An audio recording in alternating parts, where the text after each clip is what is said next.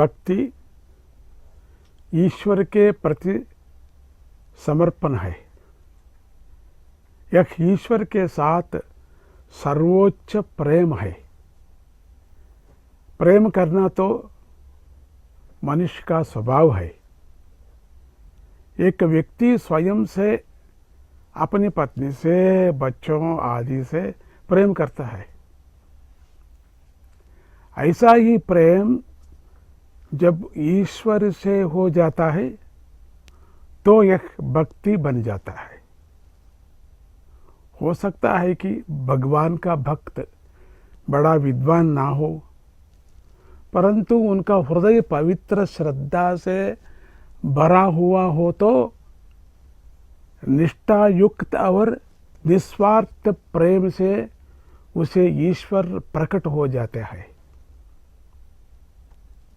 तुकाराम जैसे कई संत भगवान के प्रति सच्चे प्रेम से ईश्वर को प्राप्त किए और आंतरिक आनंद का अनुभव किए।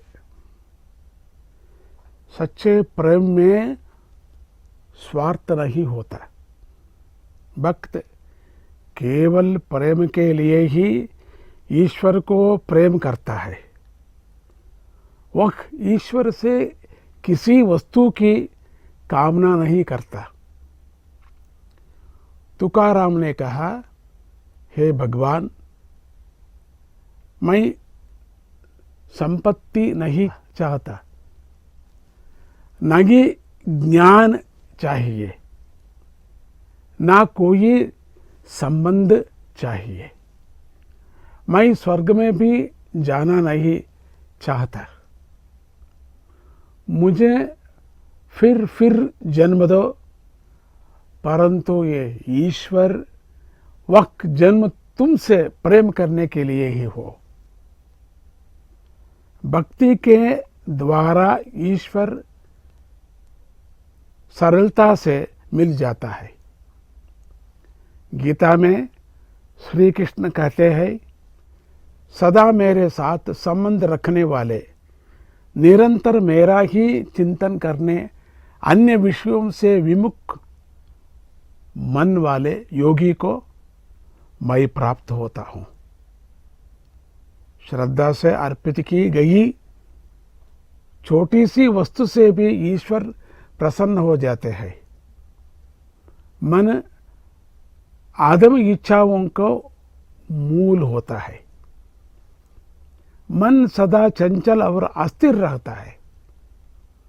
उसे भक्ति द्वारा ही वश में किया जा सकता है। यह ना करने पर इच्छाएं अग्नि की तरह भड़क उठती है। भगवान अथवा गुरु के प्रति निस्वार्थ भक्ति का अभ्यास करना चाहिए। अपने मन, शरीर और आत्मा को उन्हें समर्पित करना चाहिए। निस्वार्थ भक्ति के मार्ग में अहंकार बाधक होता है। अज्ञान का मूल अहंकार है। जब यह मैं चला जाता है तब अज्ञान और अहम भी मिटे जाते हैं। अज्ञान के कारण मनुष्य अपने आप को और अपनी वातावरण को दूषित करता है। इस दूषित दायरे में ऐसे फंसा जाता है कि उसे अच्छे बुरे की पहचान नहीं होती। सत्यभामा के साथ ठीक ऐसा ही हुआ। एक समय की बात थी। सत्यभामा नारद के साथ विवाद में अपने स्वामी श्री कृष्ण को हार जाती है। उन्हें वापस पाने के लिए उन्हें के वजन का समान सोना देने को तैयार हो जाती है। पर जब वजन किया जा रहा था, सारे सोने और जेवरों का वजन कृष्ण के वजन से हल्का पड़ रहा था। तब अपने अहंकार को छोड़कर वह रुक्मिणी से सहायता मांगती है। रुक्मिणी ने प्रेम और भक्ति से एक तुलसी का पत्ता डालकर कृष्णा को तोला और नारद से अपने स्वामी के फिर से पाया। इस कथा से हमें पता चलता है कि अहंकार भक्ति के मार्ग में बाधा डालती है। गुरु दर्शन, गुरु पूजा और गुरु सेवा भक्ति के 3 आवश्यक तत्व है।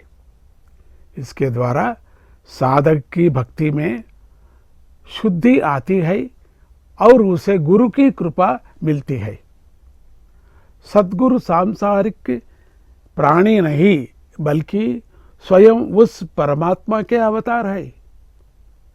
वे परम अंतरिक्षीय भक्ति और सिद्धांत का प्रतिनिधित्व करते हैं। शुद्ध भक्ति के द्वारा ही भक्त सद्गुरु की दैव प्रकृति का अनुभव कर सकता है। अच्छा है। जय गुरुदत्त।